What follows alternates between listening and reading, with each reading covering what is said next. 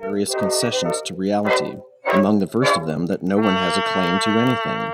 The lofty words of Jefferson's Declaration are the stuff of pipe dreams. Too bad George Carlin wasn't around in those days to dump a bucket of cold water down the pants of anyone who spewed nonsense about humans having rights at all, much less self-evident and inalienable rights. You might object to my casual dismissal of the entire edifice of human justice. You might suspect a semantic game, as surely no one can conceive a society without some notion at least similar to punitive justice. Yet, that is precisely what I propose. I imagine a world where we do nothing to diminish anyone's utmost happiness and well-being, except when absolutely necessary to balance it against everyone else's utmost happiness and well-being, where causing any kind of suffering is a last possible resort. I don't mean that we would never cause suffering. Obviously, we would continue to confiscate scissors from 2-year-old children, knowingly causing some measure of suffering in the form of disappointment. I mean that we would cause suffering only when it is absolutely necessary, only when its contribution to well-being outweighs the potential contribution of all other feasible courses of action. My experience as a parent suggests that the most effective way to prevent the aforementioned suffering among 2-year-olds involves low-effort, proactive measures, such as keeping scissors out of their world, hopefully thereby keeping scissors out of their minds and out of their hands. I'm sure that most of you parents out there will agree with me.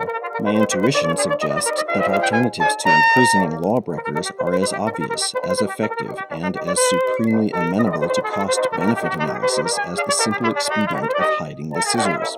An aside concerning the word lawbreaker. In the world of my fantasies, our ideas concerning law would differ radically from our current notions, and the notion of a lawbreaker would no longer exist.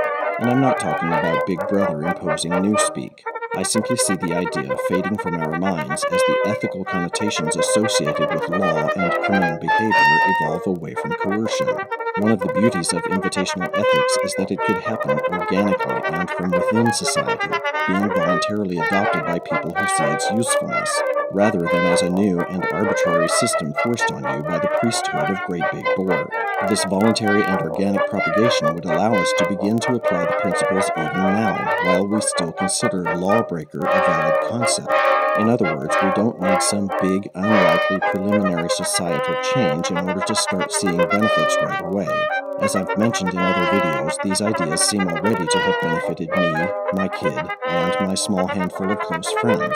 If they benefit you as well, then maybe we're onto something. Most of the 7th chapter of Matthew was just more horoscope talk. You've heard it all in some form or another.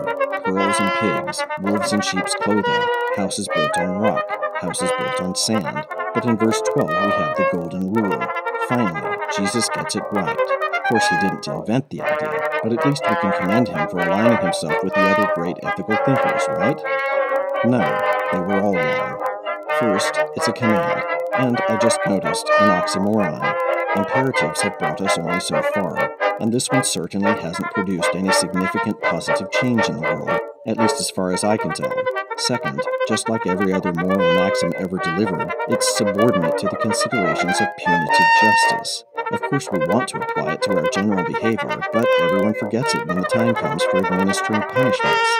No one sits in courtrooms reminding judges or society of the golden rule during sentencing. No one implores the executioner to pause and ask himself whether he would like to be tortured and/or executed. Like many other concepts rooted in coercive ethics, there is just no way to apply it without having to make complicated and often arbitrary exceptions, because the concepts themselves are false, rooted in a disastrous misunderstanding of human nature. Finally, golden would have been some specific advice about how to be at peace with oneself and one's neighbors, or maybe some thoughts on having compassion, on looking past the horrible caricatures we draw of each other, on seeking a genuine understanding of actual human beings. That's 8.6. Thanks for watching.